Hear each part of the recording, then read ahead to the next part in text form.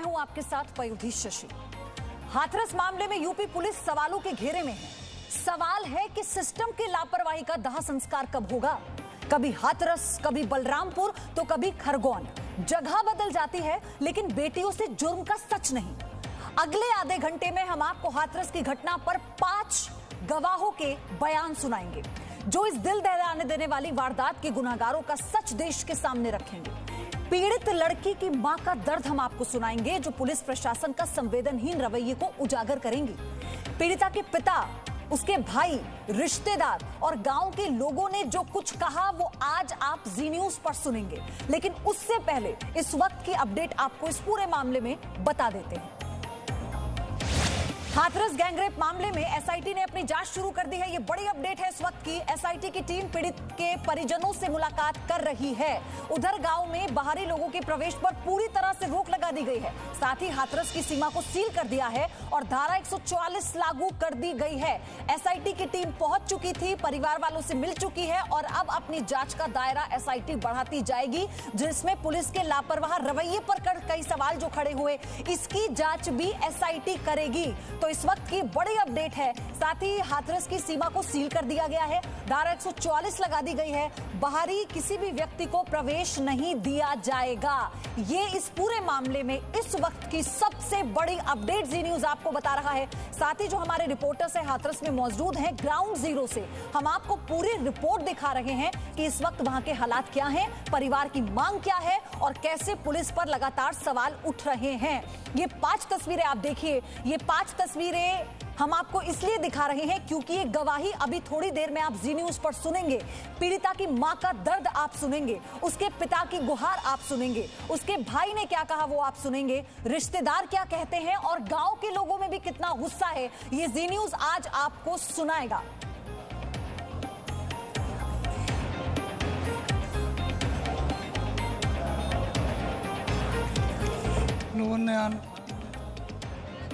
Hathras case पर 5 बड़ी गवाही इस वक्त आप तस्वीरों के जरिए जो देख रहे हैं, कुछ देर बाद आप इन्हें सुनेंगे। अच्छा, दूसरा ये है एसपी साहब की आज आप लोगों ने मीडिया को रोक रखा है गांव से तकरीबन 3 किलोमीटर पहले बैरिकेडिंग पे। क्या मीडिया को अंदर जाने से आज मना है शासन प्रशासन की ओर से? देखिए, इसकी 2 वजह हैं।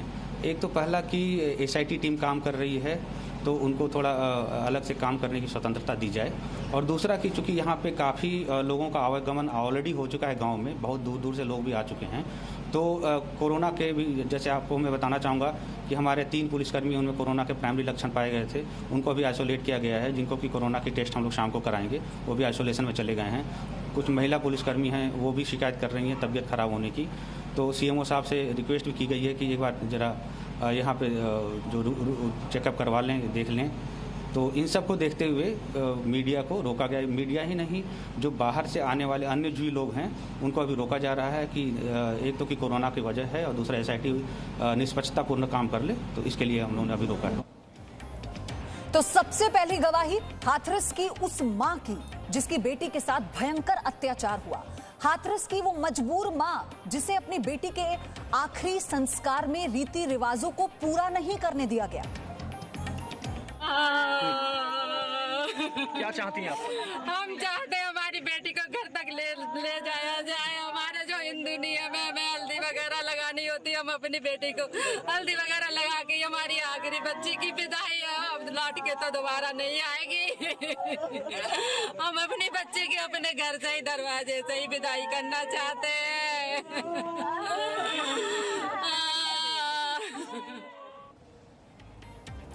जिस तरीके से प्रशासन ने पीड़िता का अंतिम संस्कार किया, उससे मां बहुत दुखी है। पीड़िता की मां ने रोते हुए कहा कि उनकी लाडली के साथ अन्याय हुआ है। सबर कैसे करें, आज 16 दिन हो गए, कैसे सबर करें भैया। आज काम में इतनी हिम्मत है, मैं जोली में कोई भीख डाल सके तो कोई माँ को लाल है। इनमें से कौन अपनी माँ की कोख से जन्म लो है, कोई इतनी सी भीख डाल सकता है।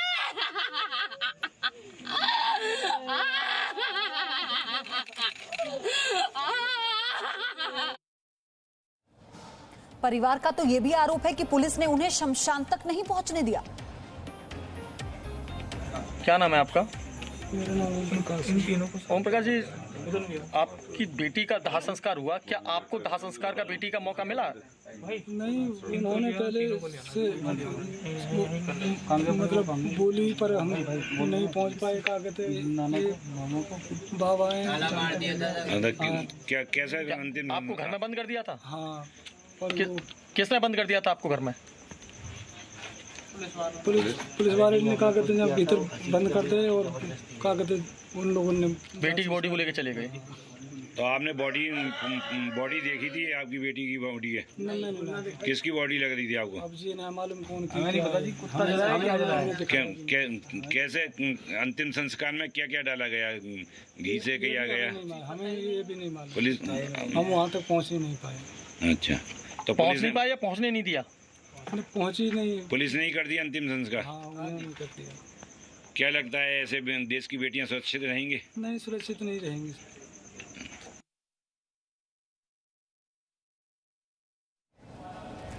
परिवार का आरोप तो यह भी है कि उन्हें मिट्टी तक नहीं दी गई और बाहर के बाहर ही एम्बुलेंस ले गए। जी। क्या पुलिस यहाँ पर आपने ताला लगा दिया, ऐसा क्यों किया? क्या पुलिस अंदर आकर के कुछ जबरदस्ती कर रही थी, मारपिटाई कर रही थी? जी हाँ, उन्होंने ज़बरदस्ती भी की। जो हमारी यहाँ की महिलाएं हैं उनको उठा के खेत में फेंक दिया था जब एम्बुलेंस के सामने लेटी हुई थी। ना हमने बॉडी देखी है, ना पता है हमें कि आप एम्बुलेंस में किसको लाए हो, क्या चीज़ लेके आए। अब हम कैसे यकीन कर लें कि हमारी दीदी हैं? कोई कुछ, आप तो कुछ भी ला सकते हो ना, कूड़ा कचरा कुछ भी ला के जला दोगे, ऐसा हो सकता है? हमें आश्वासन दे दोगे कि तुम्हारी दीदी थी। जब तक हम देख नहीं लेते तो हम कैसे विश्वास करते कि ये हमारी दीदी थी? हमारी एक इंसानियत के नाते जब हमारे समाज के लोग आ जाते, हमारी एक रिक्वेस्ट थी, हम उनसे रिक्वेस्ट कर रहे थे हाथ जोड़ के कि हम बॉडी का अंतिम संस्कार सुबह करना चाहें, कल करना चाहेंगे, मगर उन पुलिस प्रशासन द्वारा हम पे दबाव बनाया जा रहा था। वो हमसे चिल्ला के भी बात कर रहे थे, प्यार से फुसला भी रहे थे कि अभी मतलब अंतिम संस्कार कर दो उनका, जो हो गया अंतिम संस्कार कर दो।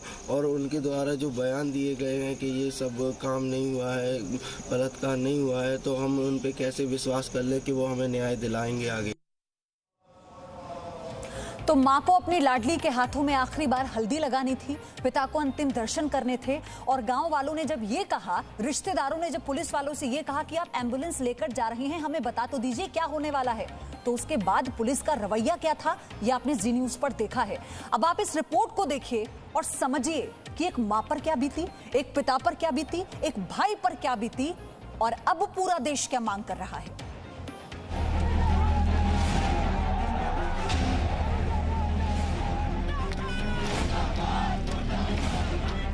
क्या हाथरस की बेटी को जल्द इंसाफ मिलेगा?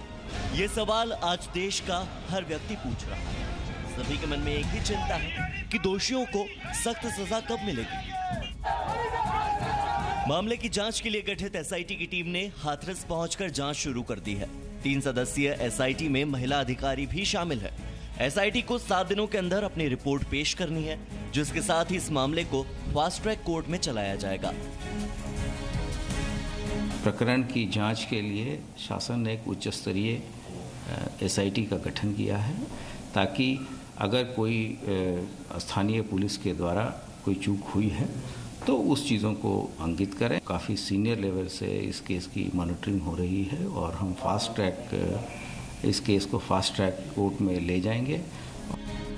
आधी रात को अंतिम संस्कार किए जाने को लेकर उत्तर प्रदेश सरकार चौतरफा घिरी हुई है। मुख्यमंत्री योगी आदित्यनाथ ने पीड़िता के पिता से वीडियो कॉन्फ्रेंसिंग के जरिए बात की और जल्द इंसाफ दिलाने का भरोसा भी दिलाया। उन्होंने मतलब बोली कि क्या कहते बेटी के लिए जो क्या कहते वो कार्रवाई वो तो पूरी होगी और वो दोषियों को मतलब सजा मिलेगी। पीड़िता के परिवार ने आरोपियों के खिलाफ कठोरतम कार्रवाई की मांग की है। इससे पहले प्रधानमंत्री नरेंद्र मोदी ने भी सीएम योगी से बात की थी और दोषियों के खिलाफ सख्त कार्रवाई करने के लिए कहा था। मुख्यमंत्री योगी ने पीड़ित के परिवार को 25 लाख मुआवजे की घोषणा की है। इसके साथ ही परिवार के एक सदस्य को नौकरी और हाथरस शहर में ही एक घर देने का भी वादा किया है। हम ये कहना चाहते हैं कि इस बेटी के लिए जो भी दर्दनाक जो हादसा हुआ है, सभी लोग अब जो बेटी वाले हैं अपने दिल पर हाथ रख के देख लीजिए कि इसको न्याय मिलना चाहिए कि नहीं मिलना चाहिए। सर, हमारा तो ये एक आग्रह है कि इसको एक न्यायिक जांच मिलनी चाहिए, जो न्यायिक जांच मिलनी चाहिए जो कि जज के दायरे में हो। हाथरस की घटना पर सियासत भी अपने चरम पर है। कांग्रेस महासचिव प्रियंका गांधी वाड्रा आज हाथरस जाकर पीड़ित परिवार से मुलाकात करेंगे। प्रियंका गांधी ने आरोप लगाया है कि पीड़िता का परिवार अंतिम संस्कार तक नहीं कर पाया और ये अमानवीयता का सबसे बड़ा उदाहरण है। उसके परिवार के साथ कैसा व्यवहार किया कि अपनी बेटी की लाश आखिरी बार अपने घर नहीं ले जा पाए, उसकी चिता उसके पिता जला नहीं पाए, उनको एक कमरे में बंद किया। इस तरह का व्यवहार अमानवीयता का सबसे बड़ा उदाहरण है। हाथरस की घटना के विरोध में देश भर में प्रदर्शन हो रहे हैं। राष्ट्रीय मानवाधिकार आयोग ने उत्तर प्रदेश के मुख्य सचिव और डीजीपी को नोटिस जारी कर जवाब मांगा है। उधर निर्भया केस में वकील रही सीमा कुशवाहा ने हाथरस मामले में पीड़िता की ओर से केस लड़ने का फैसला किया है। बताया जा रहा है कि सीमा कल हाथरस पहुंचेंगी और पीड़ित परिवार से मुलाकात करेंगी। ब्यूरो रिपोर्ट, जी मीडिया। मेरे सहयोगी सोएब रजा हाथरस से इस वक्त जुड़ चुके हैं मेरे साथ। सोएब, एसआईटी की टीम पीड़ित के परिवार वालों से मिल चुकी है, क्या हुआ है, किस तरह की बातें परिवार ने बताई हैं, अपना पक्ष कैसे रखा है? देखिए, पिछले 2 घंटों से जो मुलाकात है वो जारी है अभी, क्योंकि आप देखिए कि फोर्स अचानक से डिप्लॉय यहाँ पर हुई है और ये कहा जा रहा है कि जो टीम है वो वापस आ रही है, क्योंकि जहाँ पर हम मौजूद है ये गांव से तकरीबन 2 किलोमीटर पहले की एक सड़क है। बैरिकेड्स यहाँ पर लगा दिए गए हैं, गांव में किसी को जाने की इजाज़त नहीं है। आसपास का जो पूरा एरिया है 4-5 किलोमीटर का, एक तरीके से पुलिस ने पूरा सील कर दिया है और सिर्फ आला अधिकारी जो पुलिस के हैं वो अंदर है गाँव में। और एसआईटी की टीम की उम्मीद है कि वो एक एम्बुलेंस आती नजर आ रही है। अभी तो कुछ जो पार्टियों के कार्यकर्ता है वो यहाँ पर पहुंचे हुए हैं और वो नारेबाजी यहाँ पर कर रहे हैं। एसआईटी की टीम निकल कर अब आएगी, उसके बाद देखना होगा कि क्या गांव में अंदर जाने की इजाजत दी जाएगी क्या, क्योंकि यहाँ बहुत ज्यादा भीड़ भाड़ बढ़ती नजर आ रही है। हालांकि हाथरस में यही कहा जा रहा है कि धारा 144 लगाई गई है, लेकिन यहाँ लगातार जो कार्यकर्ता है अलग अलग पार्टियों के वो इकट्ठा हो रहे हैं और कहीं ना कहीं प्रदर्शन का जो दौर है वो यहाँ शुरू हो गया है। हालांकि पुलिस बहुत ज़्यादा सतर्क नजर आ रही है और यहाँ पुलिस का जो जमावड़ा है वो पहले के मुकाबले ज़्यादा बढ़ गया है, लेकिन कार्यकर्ता अलग अलग पार्टियों के यहाँ पर जुट रहे हैं। जिस तरह से बयानबाजी भी आप कुछ देर पहले मायावती की भी प्रेस कॉन्फ्रेंस हुई, उससे पहले भी लगातार समाजवादी पार्टी और दूसरी पार्टियाँ भी निशाना साधती रही है। अब यहाँ पर देखिए कि किस तरह से जो सुरक्षा के इंतजाम है, अंदर नहीं जाने अभी किसी को भी दिया जा रहा है, रस्से बांध दिए गए हैं। इंतजार हो रहा है एसआईटी की टीम का कि वो कब बाहर निकल कर आती है और अगर उसके बाद मीडिया को अंदर जाने की इजाज़त होगी तो यकीनन ये भी खबर सामने आएगी कि क्योंकि सवालों की जहाँ तक बात है तो चाहे 14 सितंबर से लेकर और 28 सितंबर तक जिस तरह से मामला सामने आया, यकीनन उस पर सवाल उठे हैं। तो उम्मीद है कि हफ्ते भर में जो रिपोर्ट आप वहाँ पर बने हुए हैं, आप वहाँ पर बने हुए हैं, तस्वीरें आप दिखा रहे हैं, क्या हालात हैं, हम आपसे आगे आकर अपडेट वहाँ से लेते रहेंगे। धारा 144 लागू है, देखिए कैसे बैरिकेडिंग लगा रखी है, रस्सी के जरिए किसी भी बाहरी व्यक्ति को अंदर जाने की इजाजत नहीं है। लेकिन तमाम जो पार्टियां हैं, स्थानीय पार्टियां भी हो, तमाम विपक्षी दल भी हो, कार्यकर्ता वहां पर पहुंचे हैं और कैसे नारेबाजी हो रही है ये भी हमने आपको दिखाया।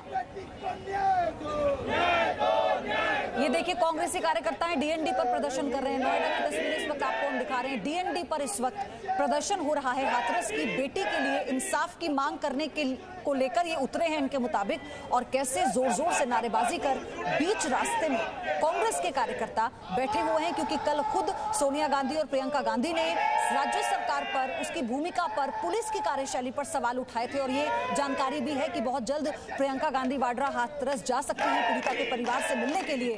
और ये कांग्रेस के कार्यकर्ता डीएनडी पर इस वक्त बैठकर प्रदर्शन कर रहे हैं। और हाथरस की तस्वीरें हमने आपको दिखाई थी, जहां एक तरफ तमाम दलों के जो कार्यकर्ता हैं वो जुटना शुरू हो गए हैं, वहां पर भी प्रदर्शन हो रहा है। देश में हाथरस जैसी वारदातें रुकने का नाम नहीं ले रही हैं। दोस्ती के बहाने बलरामपुर में 22 साल की दलित छात्रा से गैंग रेप किया गया। आरोपियों ने हैवानियत की सारी हदें पार करते हुए पीड़िता को गंभीर हालत में ही रिक्शे पर बैठाकर घर भेज दिया। बाद में उसकी मौत हो गई और अब रात के अंधेरे में ही अंतिम संस्कार कर दिया गया। देश की एक और बेटी दुनिया छोड़कर चली गई, ये पूछते हुए कि कब हिंदुस्तान में बेटियां महफूज होंगी। एक बेटी मौन हो गई, लेकिन ये सवाल अभी भी गूंज रहे हैं, अपने जवाब का इंतजार कर रहे हैं। बेटियों से अत्याचार आखिर कब जागेगी सरकार? Presenting V News app, available on Google Play and App Store. Download it now.